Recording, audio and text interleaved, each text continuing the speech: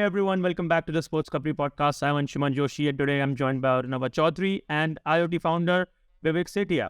IoT, by IoT, I mean it's India on track. And that's just one pearl in his very big portfolio. I think if he would like, he'd like to talk about it himself.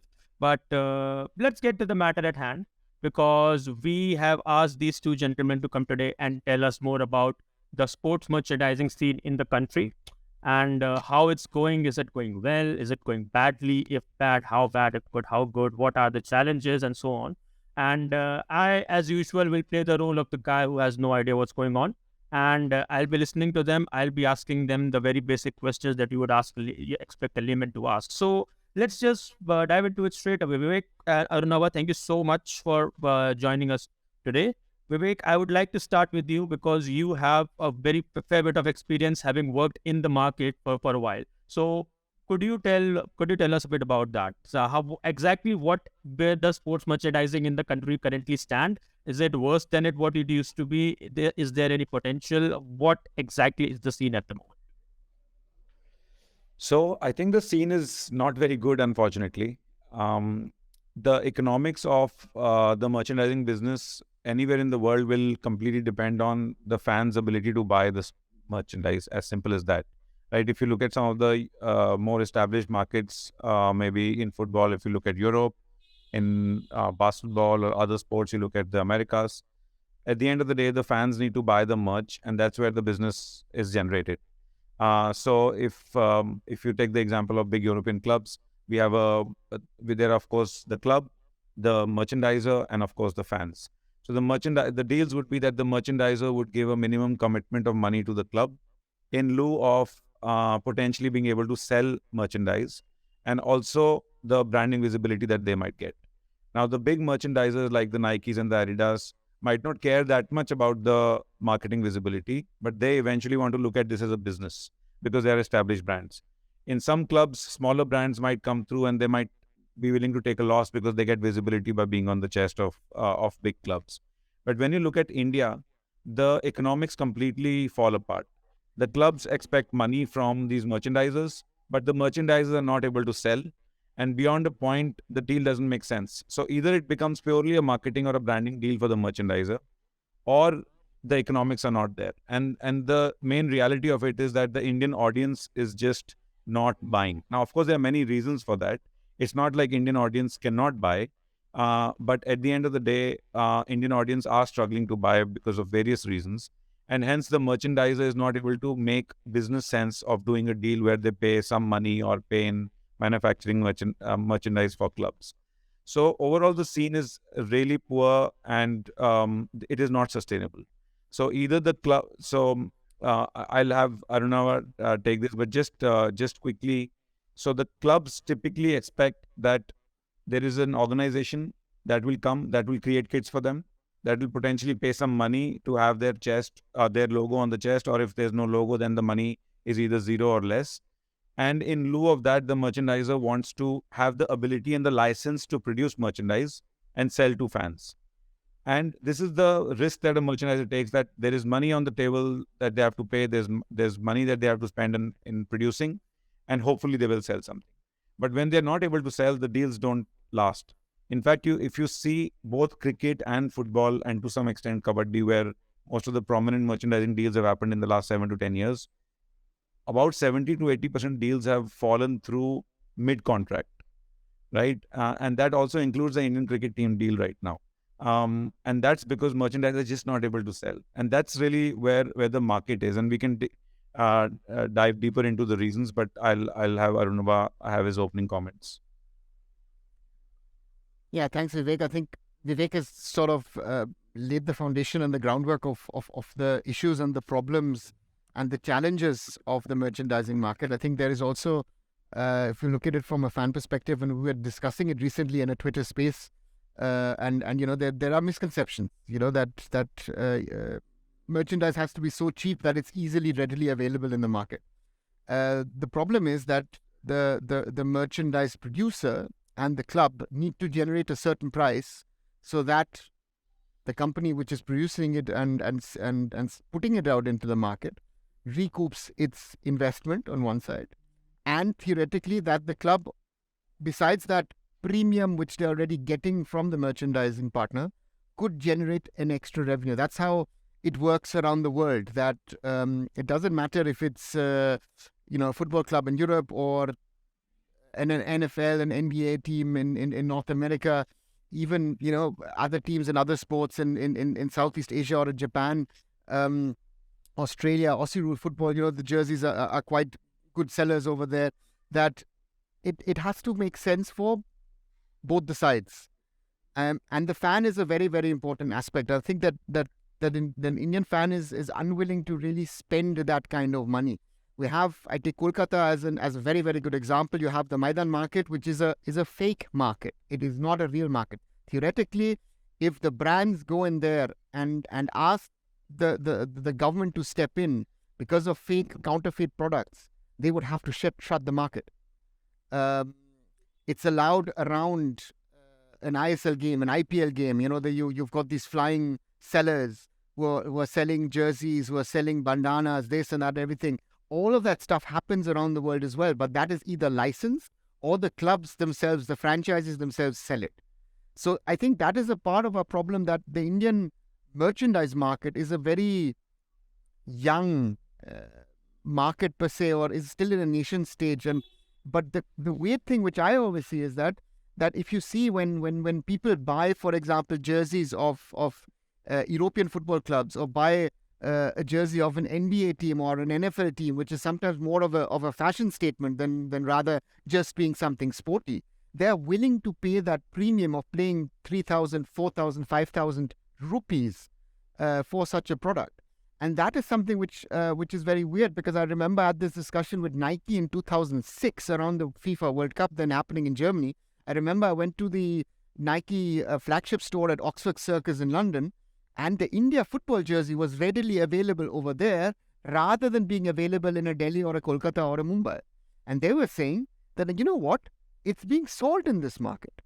So that's something that you also see with the cricket jersey, that when India plays overseas in England and South Africa and Australia, to some extent even in the West Indies, when people from the US come in, that the India jersey actually per se has been sold more abroad than it has sold actually in its home market. Right. So what we are basically seeing here is that people want to buy the merchandise, but there is a case of spending.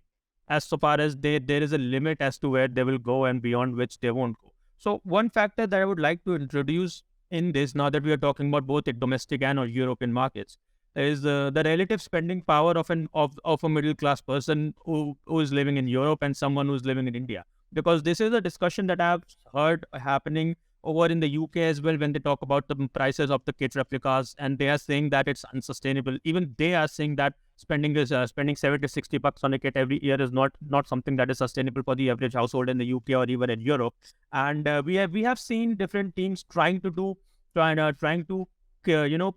engage fans in a way so that they feel that, okay, the fans are being listened to. The fact that fans are not being able to afford this on a daily basis are being listened to. The latest example of this is that Brentford this season, they did not release a new home kit. They are playing they're using the same kit that they did last year, because they in their part of the statement, they have said that we want to make this a lot more sustainable. We want to make sure that kits are not being produced season after season, so that there is a climate aspect to it as well. And they want the fans to be able to afford it for a longer period of time. And that is the spending power case in Europe. And you come to India and these 70-80 bucks worth kits, they immediately go from in Indian rupees, when you talk about their amount, goes to somewhere between 8,000 to 10,000. And if you're talking about MLS replicas, it becomes even more expensive. So would you say that there is a case of a bit of a divide, where the kit manufacturers and the clubs are not being able to understand that the amount of money that they are actually putting as the price tag for their replica kits and merchandise in a country, the people are not really willing to spend that much, because more of the middle class people, they'll be like, okay, we'll go 3,000, 4,000. They would buy Adidas Originals merch, they will buy Nike merch. But when it comes to replicas, they might shy away from spending 9,000 bucks on a kit that will immediately become redundant in a season. So, do you think that there is maybe a disconnect between the kit manufacturers and the market that they are trying to enter? I actually don't think so. I think they know what they're doing. I don't think if 8,000 rupee jersey goes down to 4,000 rupees, that the sale will dramatically increase, at least in terms of number of like the revenue, right? The number of kits might increase by 30, 40, 50%, but the revenue still kind of remains similar. So the reason for that is that ultimately we are a value customer, right? As Indians, Indian middle class, we are value customers.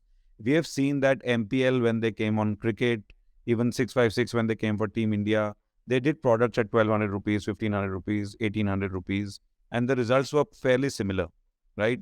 So I think so let's take the cases separately, right? First is if you look at the Nikes and the Adidas and the Pumas and their European partnerships, they actually, when they do these calculations of whether they should pay 30 million, 40 million, 50 million to an Arsenal or United or whatever, they are actually not even counting India revenues from in that calculation. So whatever they sell, whether it's 1,000 pieces a year or 500 or 5,000, it's all bonus. It actually makes no sense to reduce the premiumness of that product because only the premium customers are buying it.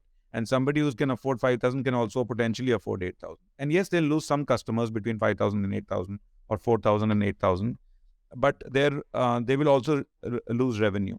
So actually, it won't make too much of a difference in my view if they reduce that to 4,000. Now the question is, if they reduce it to 1,200, what does that have? How does that impact?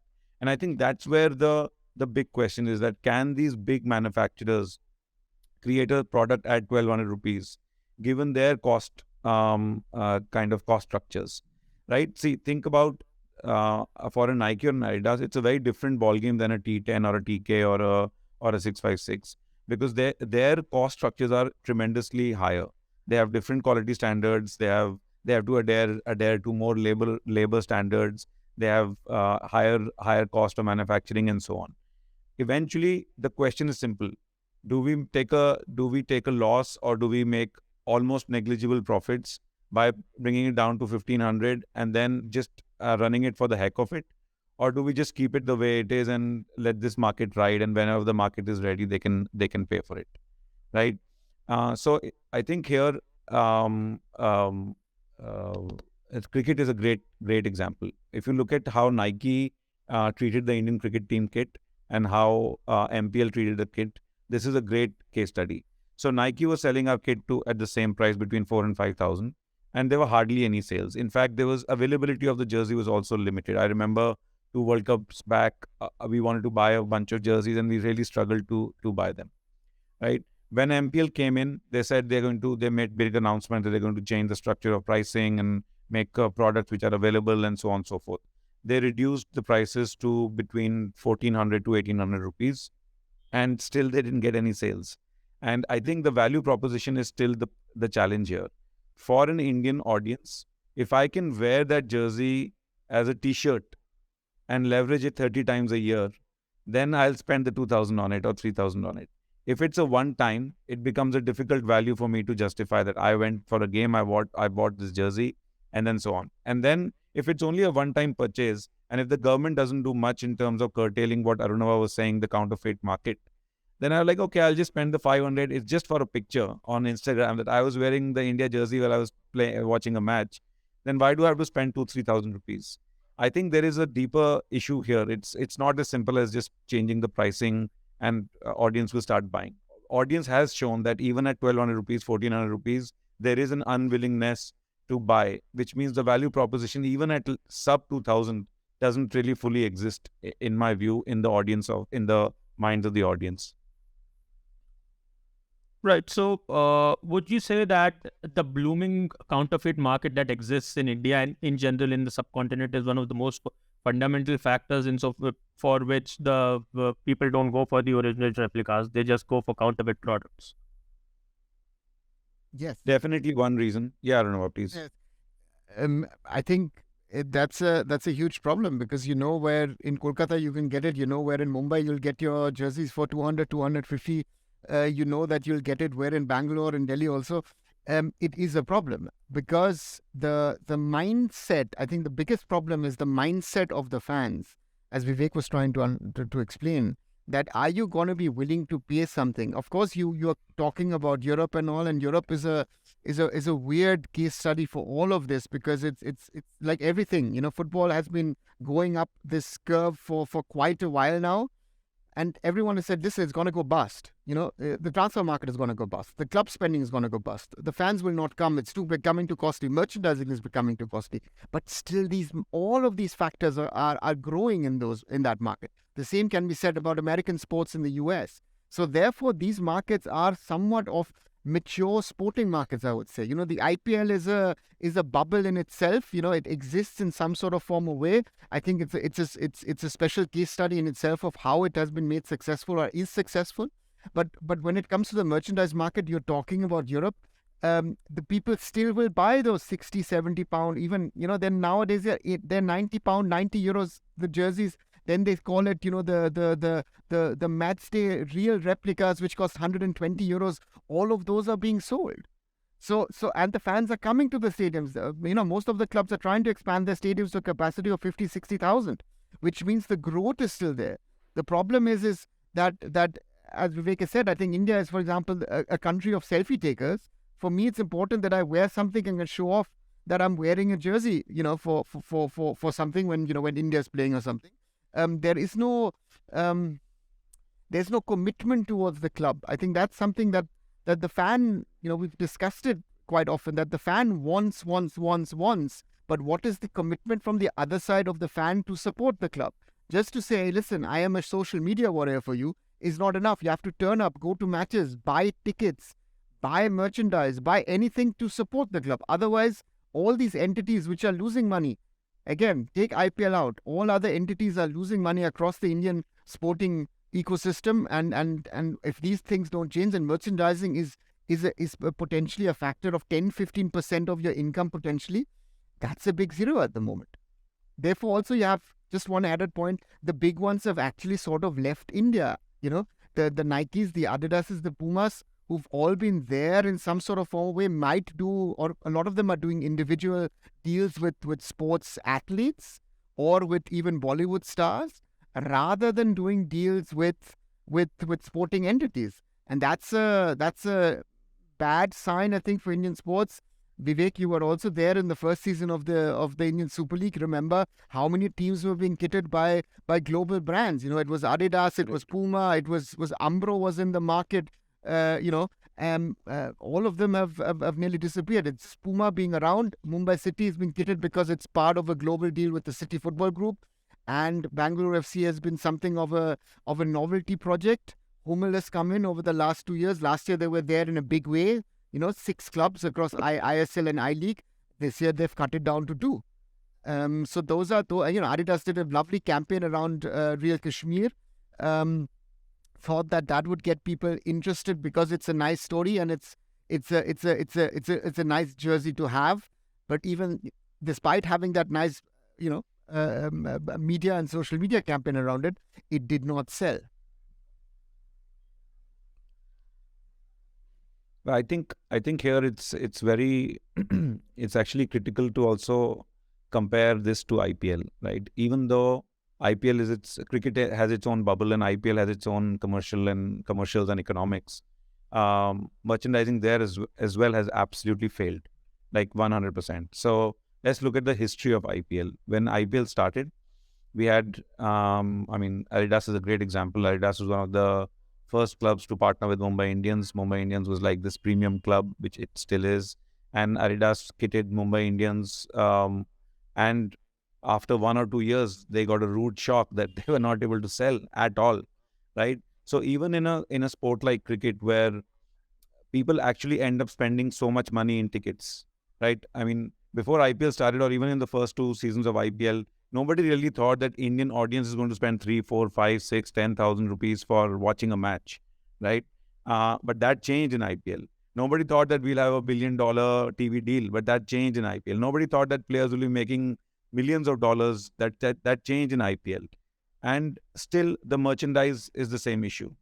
So if you see, the Indian sports ecosystem has a very unique factor where the clubs and the leagues are not mandating the clubs to have the logo of the merchandiser, because the merchandiser just is not able to make business sense for it. So let's compare Mumbai Indians to Manchester United for a second.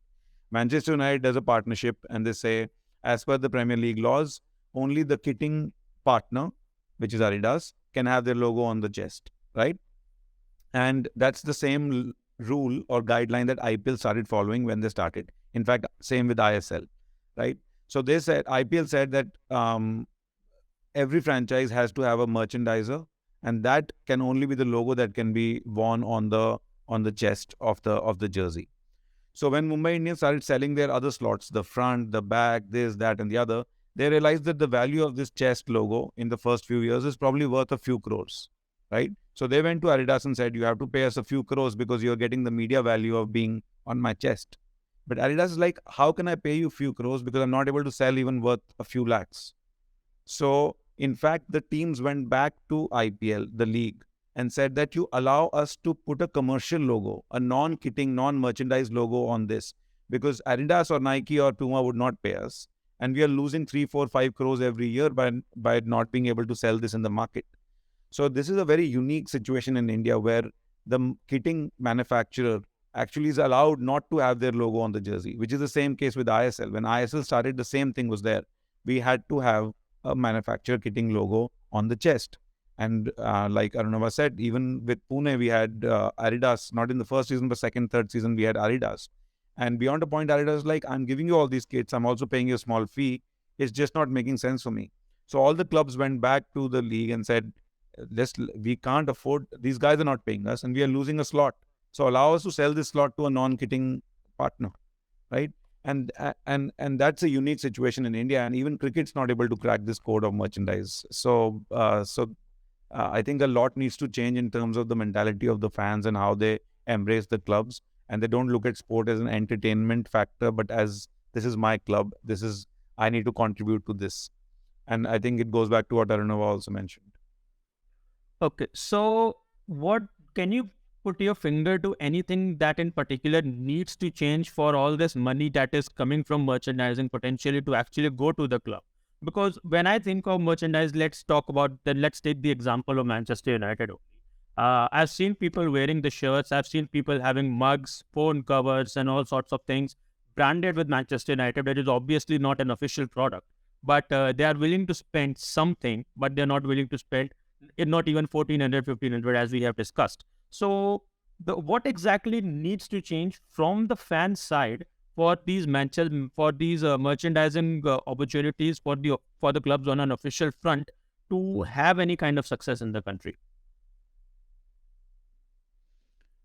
I feel at the end of the day, the clubs have to also, so there is a responsibility of the clubs and there's a responsibility of the merchandiser and there's a responsibility of the fans. All three will have to change this mindset. So let's look at each of them. Typically what the clubs do, they will do a deal and they will say, I get my money, now you do whatever the hell you want to do, right? So for example, if KBFC does a deal with their merchandiser, they're like, this is the money I get, this is the kitting I get. Now, of course, we'll do some posts or whatever, but it's not now on my head. I've got my money, right? I'm not talking KBFC in particular. It's most clubs, right? Whether it's cricket or football or whatever. And so the risk then goes completely to the merchandising company.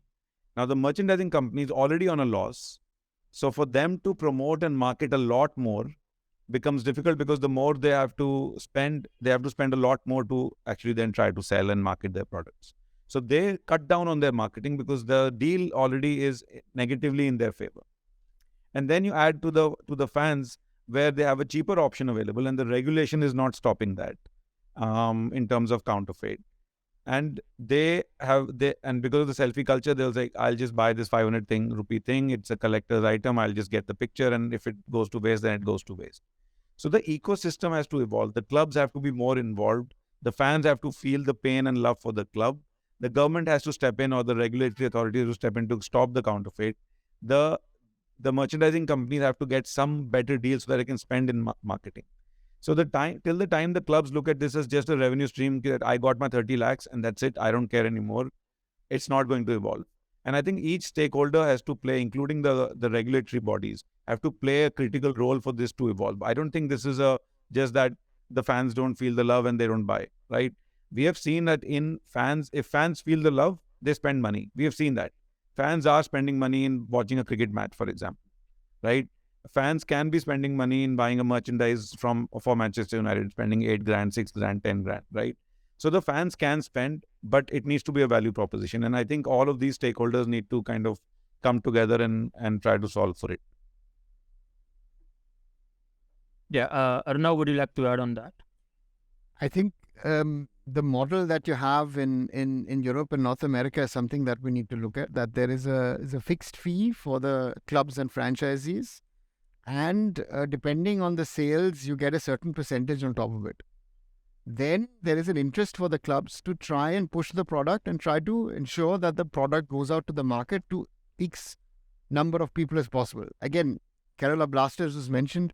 We can put East Bengal, Mohun Bagan into that bracket as well. These are large entities who, if done properly, sold at the right price, could generate a certain level of revenue money for themselves and for their merchandising partner. But despite being as big as they are, and that's why I'm saying these two are, add Mohammedan Sporting on top of it, these three clubs, the potential that these three clubs have is, they don't even do 1% of that. Forget merchandising, you can add sponsorship on top of that as well from the potential that these clubs have. Now, you've mentioned mugs and handy covers, mobile covers and all that stuff. Most of the stuff around the world where you have a Man United logo or a Liverpool, Arsenal, Bayern, Barca, whatever you want to have, all of these are licensed. It might be in an Indian context that someone is producing these and, the licenses are not paid. But normally there is a licensee around the world who pays money for these products to bear the logo of the clubs. So I remember there was a couple of not merchandising, but some clothing brands out of Mumbai who took up some, I think it was Liverpool or Man U or something, who tried to sell that in the market. I don't know how it went. Or even Real Madrid, I think, did a deal quite a number of years back. The problem is that in Europe they've tried everything. If you would go into a fan shop of these clubs, theoretically, you could, in Germany, for example, you could theoretically buy Bayern Munich or Borussia Dortmund milk. They sell even that. They sell dairy products for regional customers who actually come in and go into the fan shop. So the point is, theoretically, everything can be sold with the logo of the club. We are at the moment focusing on the merchandising part, meaning on the kitting part in regard to jerseys. I think good example is what Nike has done with Paris Saint-Germain, with bringing in the Jordan brand. They've made it a lifestyle product. Adidas have just picked up Jamaica as a national team. The Jamaican jersey, because of this whole thing with Jamaica being Jamaica, you've had Usain Bolt, you have the cool runnings and this and that and everything. And Jamaica's played a World Cup many, many years back. There's a coolness around it. And this is something I think that one needs to think about, is that the merchandiser per se, the marketing people at that merchandiser, the marketing people at the club need to come together and try to push the product. That's why I said Adidas did a nice campaign around Real Kashmir, but again, and it was picked up, of course, by the media and on social media as well. But to get that impact, it's not just doing something to start off with. Again, we could go into general marketing and go back. Again, Vivek and I were there in the first season of the ISL. See how much of marketing was done in that first year. I still have in my ears, Ye Diwali, Football Wali. Yeah, that campaign was just exceptional.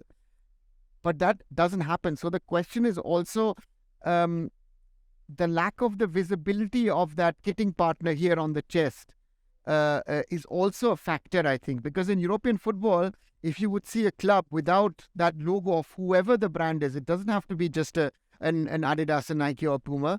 You will think something is wrong with the jersey. In India, it has been made normal that the jersey does not per se have the logo of the kitting partner. It is somewhere on the shorts. In the worst case, in the back of the shorts.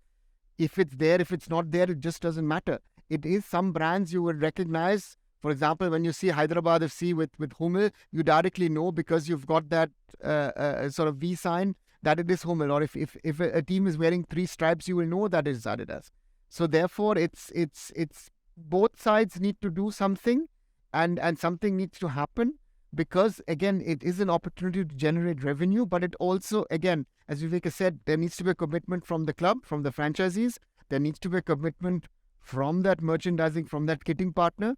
But, and that is the biggest one, is that there needs to be a commitment of fans to spend on their club so that the club generates the revenue. The fans might be thinking that if they're buying those things, again, those flying sellers around stadiums, that is helping my club potentially. No, they're helping someone else who has nothing to do with the club, most probably nothing to do with the sport. So those are the things that one needs to actually look at. Okay, so few questions that pop up in my mind with this. One thing that we talked about is that that doesn't matter whether it's the 1400 or it's the 5000. The premium people are going to pay the premium, and so first things first. Let's talk about the domestic brands, because we talked about how in the beginning we had Adidas, we had Puma, we had Nike, and now currently we have Hummel, but we are seeing that they are increasingly reducing their work in the country because they're not getting any return on it.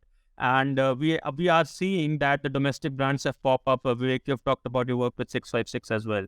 And but my question in all of that would be, because you've also mentioned that they have a different standard of quality, they have different cost of production as well compared to the international brands. Are these domestic brands that are coming in the country, are they able to do a better job at merchandising than the foreign ones? Are they able to avail that opportunity or not? Potential question. Another question on top of that would be the fact that Arunava mentioned that if you see a team out there that is not playing with a kit sponsor logo, you feel that something is wrong. This is something that happened in case of Southampton when they went from Adidas before they went to Hummel. There was at least one season in which they did not have a kit sponsor. So they had an in-house team that was taking care of the kit manufacturing duties for a very short time. And obviously, for standards, it's a Premier League thing. The standards there are different, so they did have to have a kit manufacturer. But in case, could this be for an Indian context? Could this be a further question?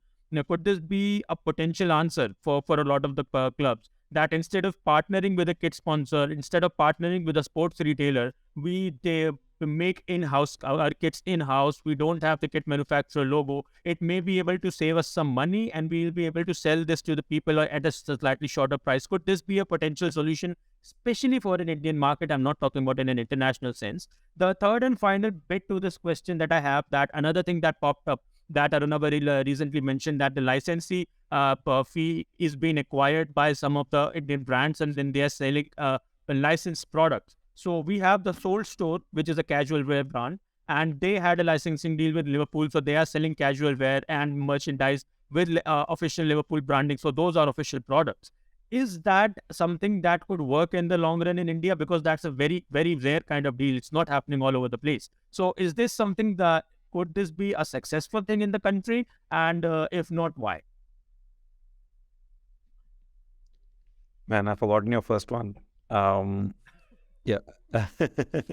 I have the second one in my mind already, because Go for it, Arunava. Go for it. I'll come back to Vivek afterwards. We did it in the first season of the Indian Super League at Mumbai City. So we spoke to multiple brands. We had a certain level of expectation. In the aftermath, I would say we had totally unrealistic expectations at Mumbai City. I think some of us in the Indian Super League overestimated of what we were in 2014. And then there were we were talking to some big brands, and some of the brands one brand actually came back to us, was offering a substantial amount of money, which there would have been, I think, the biggest kitting deal, most probably till date, outside of what has happened in with the BCCI. But they were telling us we would have to ensure the sale of 250,000 jerseys, 2.5 lakh jerseys. And we then said, no chance. I can ensure you I'm going to sell you 100 for sure. But I'm not ensuring you 250,000 jerseys. And they were looking at us and said, what? I said, and this is, again, the discussion we're having today, we could have had in 2014.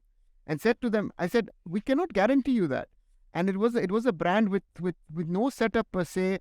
We would have to find sort of retail partners who would have sold the product.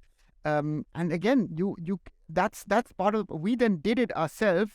It was a headache. We actually were sending one person on a regular basis to Punjab to ensure that the jerseys were done. And then I remember we were playing. Luckily, we were playing in Delhi.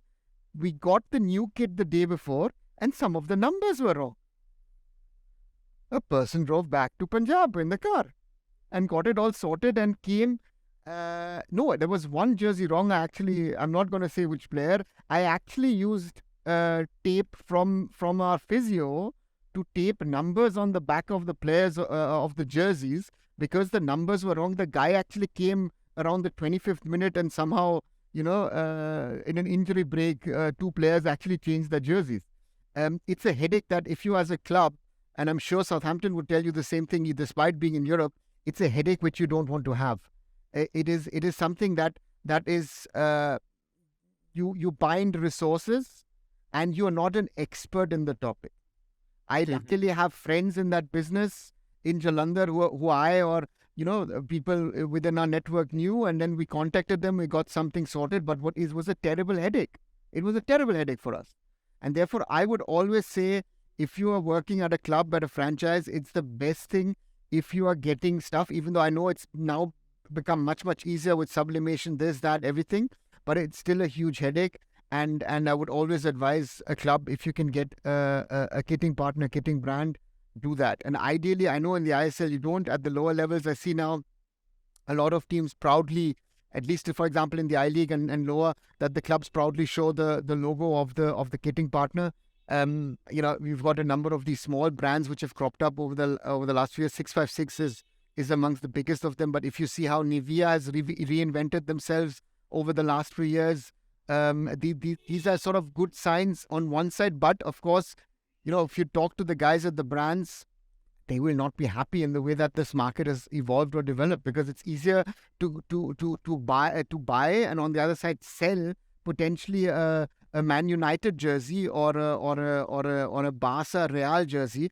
How many Indians bought an Argentina jersey prior, during, and after the World Cup? It was ridiculous. Adidas was sold out, and they made. It was a ridiculous figure. I think it was 1 million plus they made in the end. They could have sold, 5-6 million Argentina jerseys without thinking. Those are the sad realities of what the market is, and it's a very, very challenging market in that. Right. Vivek, I have just received a text from a producer, Akshata, that you have to leave quite soon. So we'll just try to wrap this podcast up so we can free you in time. So my first question was that the domestic brands that have come in instead of the foreign brands that have walked out, have they been able to do a better job in merchandising, given the fact that their quality standards are slightly lower, given the fact that their labor of cost is slightly lower? Have they been able to come in and take the job in a decent way? And is there a bright future for them ahead, given on the way they are currently operating? They've definitely done a better job. In fact, they are the only ones who are doing a job. If today they say that we don't want to be in this business, every club will be in a massive soup, because it's not just about manufacturing and all the issues that Arunava mentioned about manufacturing. It's also about distribution. Where the hell will they sell? It's easy to say just you have a fan base and just sell them. Imagine the logistical headache of creating sales kind of websites and retail options of partnering and so on and so forth, and all the manufacturing that you would want to do with the local vendor, all the issues that come with that. Imagine if a Nivea did not exist, or a 656 did not exist, and they are the ones, or a T10 did not exist, or TK. They are the ones who are taking the risk actually. So for a club, they get their kits, they get a little bit of money, in some cases no money, in some cases some money, and they are actually at ease, and they can just boss around these partners. But these partners are the ones who are taking the risk. They are taking the financial risk. They are taking the logistical risk. If anything goes bad, sponsors, last minute, there are sponsor changes. There's massive operational headaches.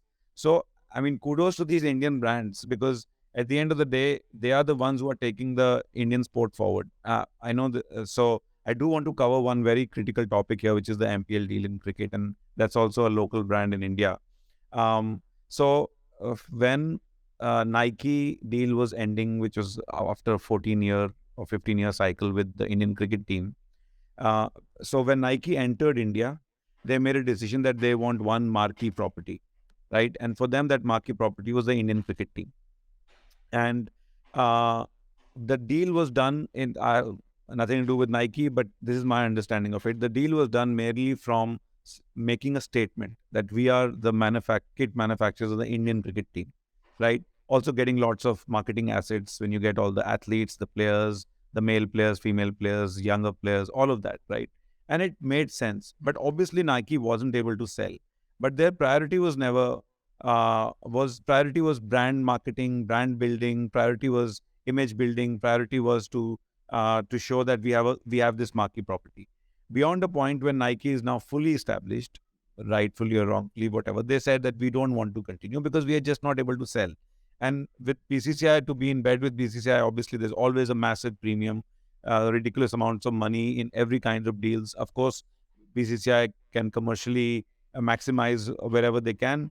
So a couple of years back when BCCI put the bid for other companies to come in and become the kitting manufacturer of the Indian national team, you know how many companies bid for the tender?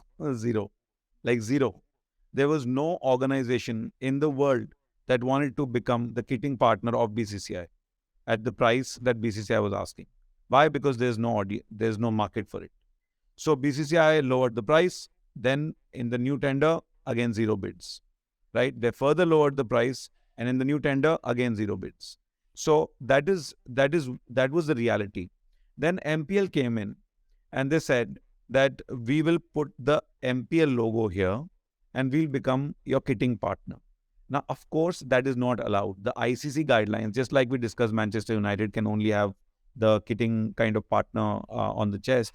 ICC guidelines say that you cannot have a commercial brand. You can't have Britannia, Apple, whatever on the logo. It has to be a kitting manufacturing company. But MPL was flushed with funds, and they wanted brand visibility. And there were no assets available for the Indian team. The front was with Byju's, the teams were at the time was with Paytm, the matches on ground and so on. And MPL wanted presence on the Indian team more from a marketing and branding perspective. But they were not a kitting company. So they created a new company called MPL Sports. And MPL Sports became a kitting company. Apart from a few people, it was actually nothing to do with the kitting company. They were outsourcing the designing, they were outsourcing the manufacturing, they were outsourcing the distribution. Everything was outsourced. It's like me saying I'm a kitting company, but everything else is outsourced. But of course, MPL could do that. So MPL was able to pay the heavy price that BCCI was asking for by creating almost a pseudo or a fake, if I can say, kitting company called MPL Sports, which had no kitting or distribution or manufacturing or designing capabilities. And they just created this company because they wanted to show the MPL brand. It was a marketing deal. It was not a merchandising deal. It was a marketing deal done as in the form of just faking as a merchandise, right? And sure enough, they made ridiculous assumptions and made crazy statements that we will sell these many million jerseys. We will bring the price down to 1,200 rupees, 1,400 rupees, 999, this, that, whatever. It flopped. It flopped and how? And when you have deals like these, when your core business doesn't do well, then the economics of the merchandise deal just did not make any sense. The deal was done because the MPL brand's core business had the money to market the MPL brand, right? So the gaming business had the money.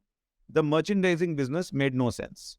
But they did it because they wanted the gaming brand to be visible on the Indian jersey. Now, when the gaming brand either did not need that visibility anymore or could not afford that visibility anymore, the deal felt flat because the economics of the deal were just like terrible. And if the economics of the deals were sustainable, other companies like Nike and Adidas and others, or even Indian companies, would have come and bid for it. And that's when MPL realized that this is just a shit show. And then after a point, they were like, okay, let's cut our losses as much as we can. And they tried to find a partner who can take over that deal. And I don't know the economics of the Killer deal with MPL, but I'm 100% sure that Killer is not taking the same amount of hit that MPL was taking. So in essence, MPL has now sub-licensed their right to use the logo to Killer, but still, I'm sure they're taking a loss because Killer would not pay the same amount of money. So that's the challenge today, and I don't think the future is bright. I just feel like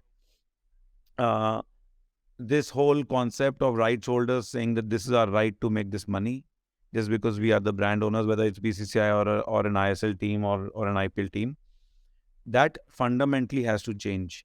Rights holders need to feel that merchandising is not just about making a little bit of extra money. It is also about piece of my club or my brand going into somebody's house, somebody's community. When I wear a Mumbai City jersey, my mother sees that, my help sees that, my neighbors see it, my family members see it. They see what Mumbai City is, and that's what is community creation. And unless we treat merchandise as a part of fan base creation, community creation, engagement, and just look at this as a commercial deal, we got the 20 lakhs and now we don't care, I don't think there's anything bright about the future of merchandising in India. Right. That perfectly sums it up, the entire thing. Arunava, do you have any closing statements? I think Vivek has summed it up. I think if the richest sporting body in India with the most successful team in India, which is the Indian cricket team, is unable to really monetize merchandising, that sums up the sad realities of merchandising currently prevalent in India. And I think, again, it's not a one-sided game that someone, as Vivek has said, be it the club, the franchise, even the federations, the merchandise producer and the fans, all of them have to really think about how do I bring this puzzle together and make this puzzle work. Otherwise, you'll have these niche brands. I think, again, we've mentioned them that Nivea has been around for ages. 656 is a relatively new brand. T10, TK, we've got, I don't know, Amblifin, whatever they're all called. A lot of these smaller ones in Kolkata, you have now 3-4 of them. They will be there, pop up, and then most probably disappear in a few years' time again, and then some new brand will come up. So the question is also is that like in the IT sector, can an Indian brand be made global in the merchandising space? Maybe some of these have to think about maybe going elsewhere to other markets to potentially make money, which will then sort of indirectly subsidize their Indian operations.